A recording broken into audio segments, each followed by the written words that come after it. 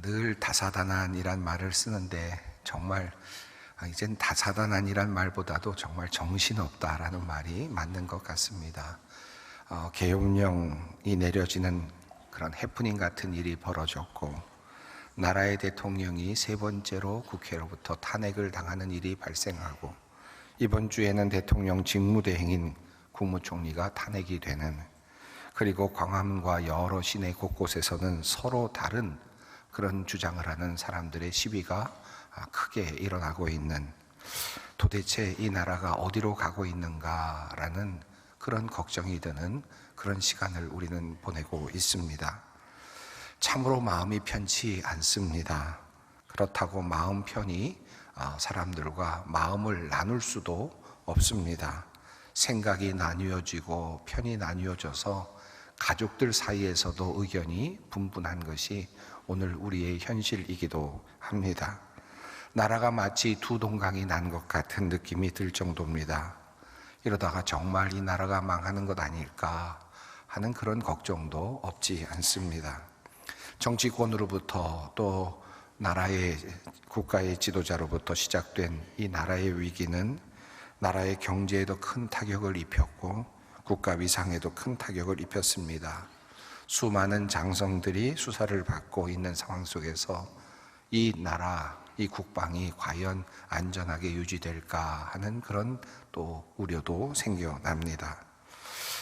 그토록 자랑스럽던 대한민국이 어쩌다가 이렇게 되었는지 참으로 안타깝습니다. 조금 전에 뉴스를 보니까 전남 무안공항에 착륙하던 비행기가 추락을 해서 181명이 태워졌던 그곳에서 지금 최소 28명이 사망했다라는 소식이 올라오고 있었습니다. 정말 정신없다라는 생각이 마지막까지 정말 정신 차릴 수가 없구나라는 생각이 들고, 이 나라가 지금 어디로 가고 있나 하는 그런 생각이 들기도 합니다. 얼마 전까지 우리는 위대한 대한민국을 자랑스럽게 여겼고 또 위대한 대한민국에 흠뻑 취해 있지 않았습니까? K-팝, K-문화가 전 세계를 지배하는 모습을 보았고요. 어디에서나 한국어를 배우려고 하는 학생들이 줄 서 있는 모습도 보았고, 또 위대한 나라 대한민국을 알아보기 위해서 대한민국을 방문하는 젊은이들이 많다는 이야기도 우리는 들었습니다. 지난 6월경에 발표되었던 뉴스 매거진 US 뉴스 앤 월드 리포트에 의하면 2023년 대한민국이 전 세계 가장 강력한 국가 중 6위에 랭크가 된 것을 우리가 알 수 있습니다. 그만큼 외적으로는 정말 대단하다라고 하는 그런 나라의 평가를 받고 있었습니다. 이뿐만 아닙니다. 계속 이어지는 러시아, 우크라이나와의 전쟁, 또 세계의 전쟁 상황 가운데서 대한민국은 가장 강력한 무기를 가장 많이 갖고 있고 또한 빠르게 생산할 수 있는 나라로, 대단한 국방력을 가지고 있는 나라로 그렇게 세계적인 부러움도 사기도 했습니다. 그런데 이렇듯 외부적으로 강력한 나라가 지금 한순간에 무너져 내리고 있는 듯한 느낌이 듭니다.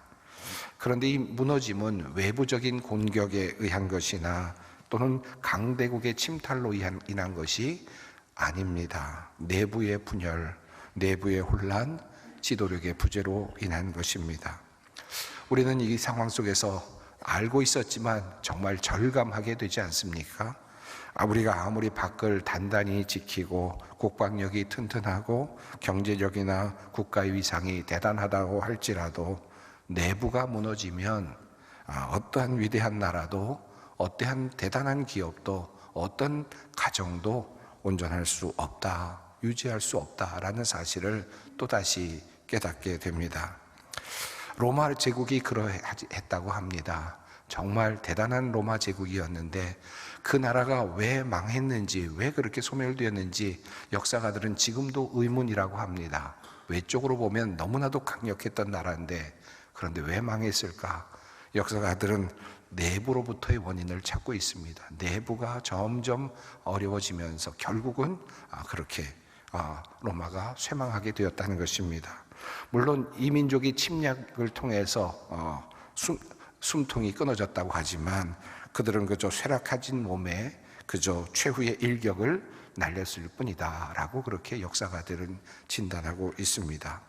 내부에 문제가 있으면 진짜 어려워집니다. 가정의 문제도 그렇습니다. 외부적으로 어려움이 닥쳤을 때에는 온 식구들이 똘똘 뭉쳐서 이겨나갑니다. 어떤 어려움이든지 해결해 나가려고 노력을 합니다. 도리어 가족들이 단합이 되고 그리고 힘을 냅니다. 하지만 가족 구성원 사이에 틈이 생기고 분열이 생기면 아무리 부유한 가정이라도 아무리 대단한 가정이라도 무너질 수밖에 없습니다. 외부를 잘 지키는데 그만 내부를 단속하지 못해서 어려움을 당하는 경우들이 참 많습니다. 오늘 우리가 경험하고 있는 이 나라의 현실이 바로 그러하다라는 생각이 듭니다. 이제 2024년을 마무리하면서 외부로부터 강력한 저항을 하면서 나름대로 신앙을 지켰지만 그런데 내부의 적을 제대로 단속하지 못해서 주님으로부터 책망을 받았던 한 교회를 우리가 오늘 주목해 보려고 합니다. 바로 버가모 교회라고 하는 교회인데요. 이 교회를 통해서 우리는 어떻게 하면 오늘 우리가 경험하고 있는 이 위기를 해결할 수 있고 또 넘어설 수 있을까? 그 답을 얻을 수 있지 않을까 기대해 보게 됩니다. 오늘 말씀은 예수님께서 아시아의 7교회에게 주시는 말씀 중에 일부입니다.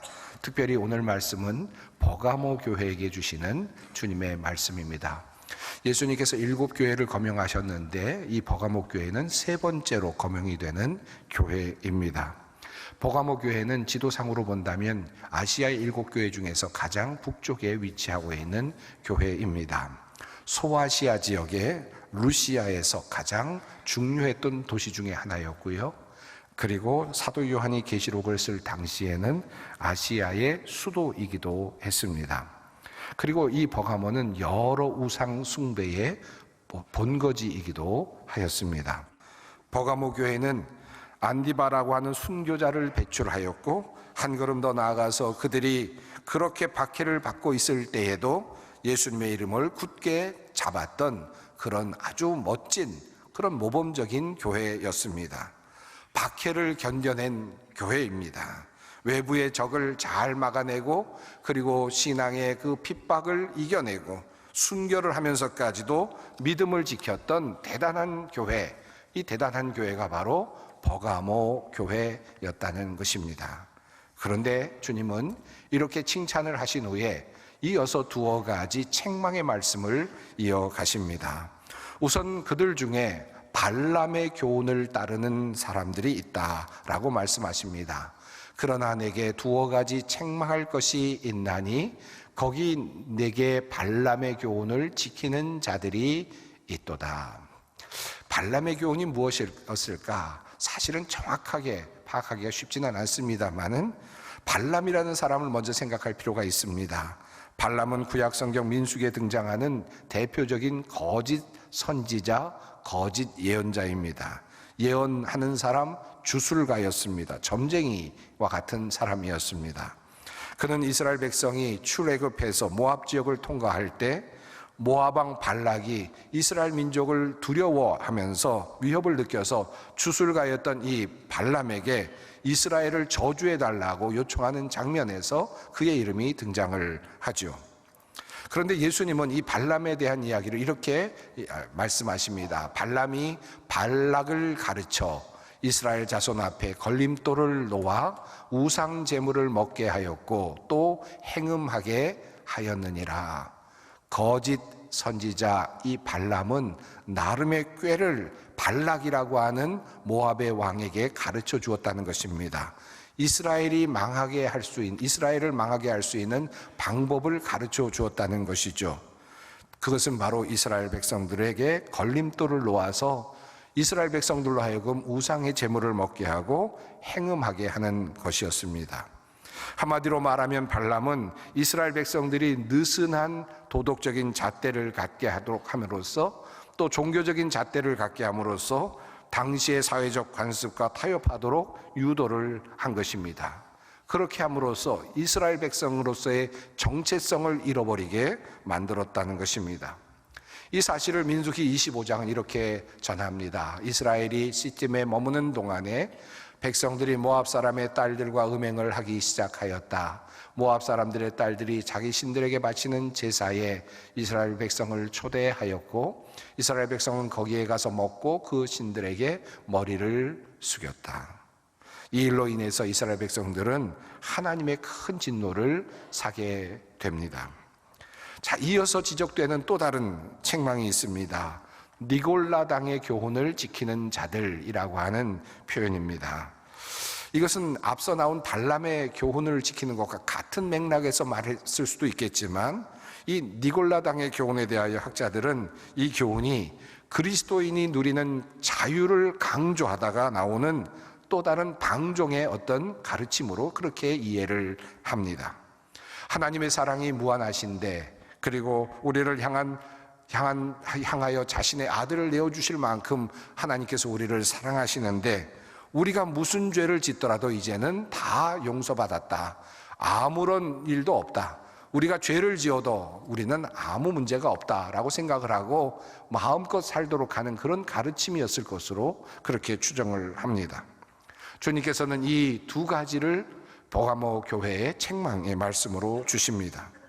사실 생각해 보면 이해가 되지 않기도 합니다. 어떻게 주님의 이름을 죽기까지 버리지 않고 그렇게 박해를 견뎌냈던 성도들이 이런 문제에 걸려 넘어질 수 있었을까? 내부적인 문제에 타협할 수 있었을까? 죽음의 위협 앞에서도 신앙을 잃지 않았던 성도들이 어떻게 거짓 교훈에는 이렇게 쉽게 넘어갈 수 있었을까 하는 그런 생각이 들기도 합니다. 그런데 사실은 신앙생활을 하는 중에 이와 같은 위험성이 항상 존재합니다.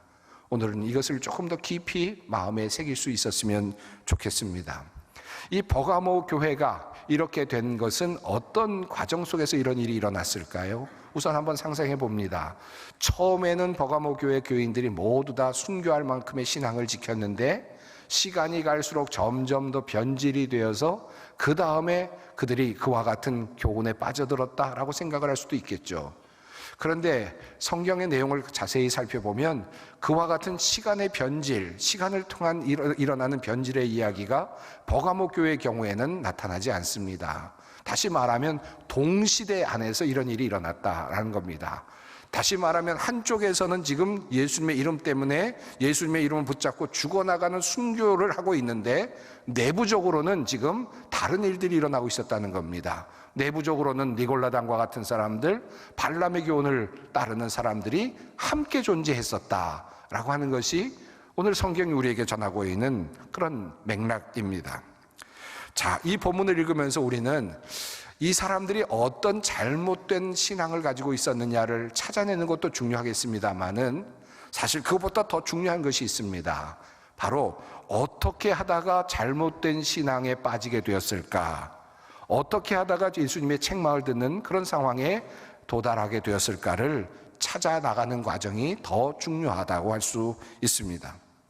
이것을 알기 위해서 우리는 이 본문을 조금 더 주의 깊게 볼 필요가 있습니다. 다시 13절을 봅니다. 내가 내 이름을 굳게 잡아서 내 충성된 증인 안디바가 너희 가운데 곧 사탄이 사는 곳에서 죽임을 당할 때에도 나를 믿는 믿음을 저버리지 아니하였도다. 여기에서 주목해 볼 단어가 하나 있는데요, 바로 이 단어는 크라테오라고 하는 단어입니다. 헬라어 단어입니다.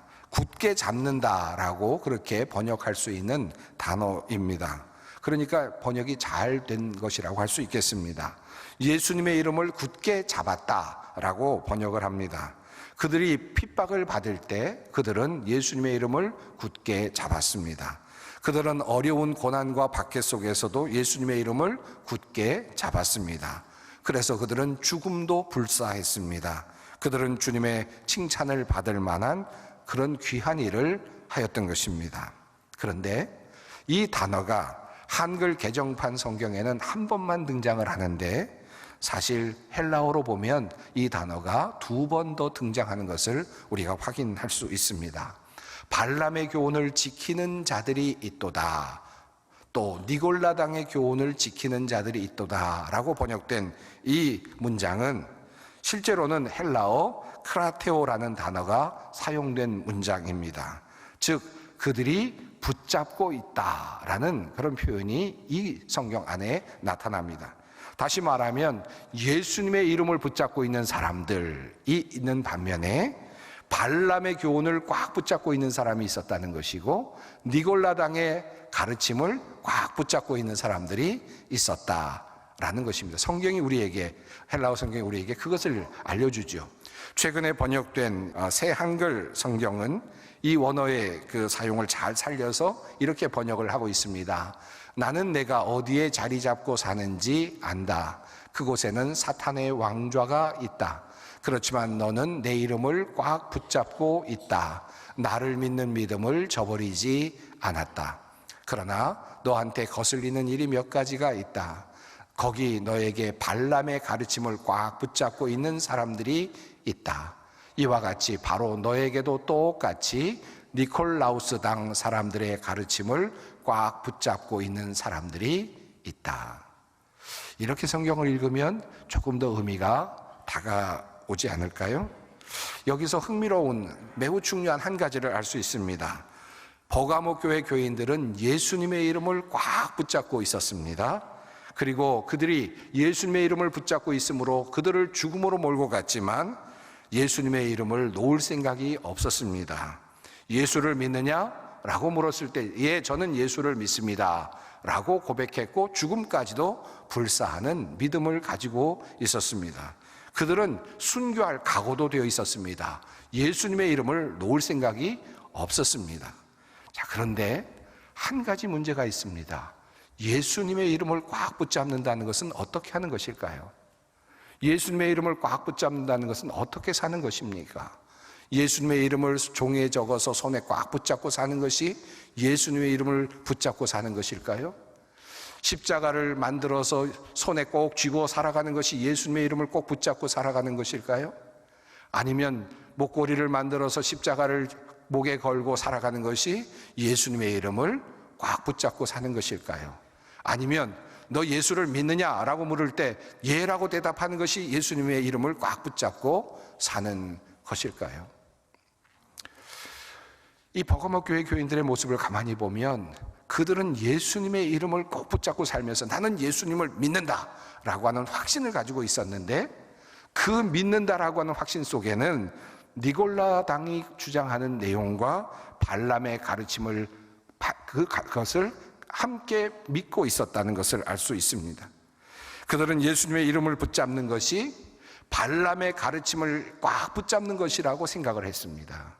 니골라당의 가르침을 꽉 붙잡는 것이 예수님의 이름을 꽉 붙잡는 것이라고 그렇게 생각을 한 겁니다. 예수님의 이름을 붙잡는 것을 어떤 누구의 가르침을 꽉 붙잡는 것으로 오해할 때 때로 우리는 신앙의 위기를 겪을 수가 있습니다. 그만 누군가의 말장난에 넘어가고 만 것입니다. 그들의 추종자가 되고 말았습니다. 건강한 신앙을 말했더라면 그 말씀을 꼭 붙잡고 살아갔더라면 좋았을 텐데 이단적인 이야기를 하고 있는 사람들의 말을 그저 예수님을 믿는 것으로 예수님의 이름을 꽉 잡는 것으로 이해하고 그것에 따라가는 그런 상황이 일어나게 된 것입니다. 사실 그들이 말하고 있는 주장 중에는 그저 일부 받아들일 만한 것들도 있었을 것입니다. 어찌 보면 미시적인 실천 방안일 수도 있었을 겁니다. 신앙생활을 어떻게 하면 잘할 수 있을 것인가? 믿음에 대한 부분의 어떤 영역에 대한 설명일 수도 있었겠죠. 그러나 그것이 타협할 수 없는 절대 진리로 둔갑을 해버리고 그들은 니골라당의 가르침을 꽉 붙잡고 그리고 발람의 교훈을 꽉 붙잡고 마치 그것을 예수님의 이름을 꽉 붙잡는 것처럼 그렇게 이해하고 살아갔다는 말씀입니다. 그래서 예수님은 그들을 향하여 칼을 가지고 오신다고 말씀하십니다.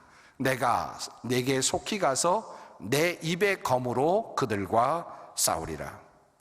말장난을 하고 있는 이들, 입으로 그들을 미혹하고 있는 사람들, 발람 그리고 니골라와 같은 이들, 그들을 따라 나서서 헛된 말에 속아서 따라가고 있는 이들, 그들과 주님께서는 입의 검으로 승부를 하시겠다라고 말씀을 하십니다.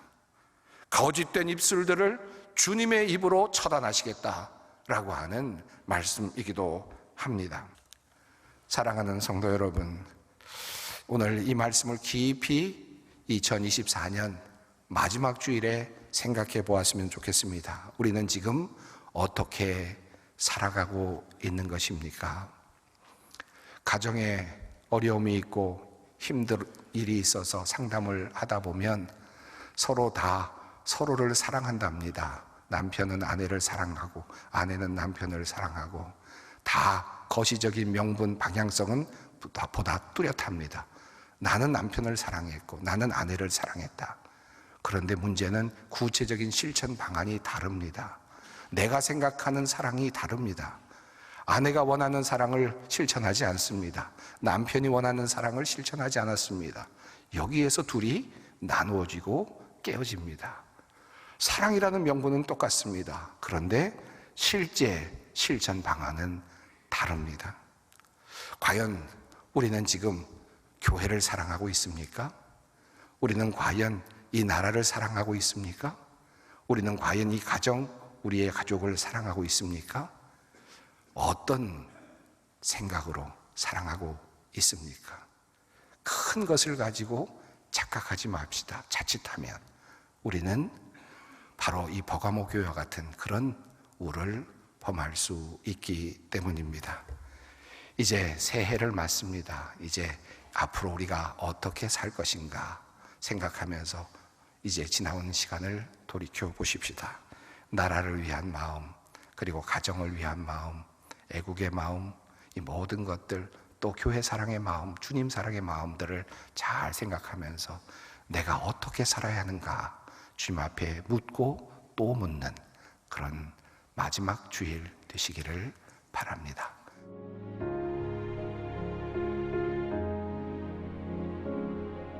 지금은 선교 헌금 시간입니다. 이 예배를 통해 삶 가운데 은혜와 회복이 충만하시길 간절히 기도합니다.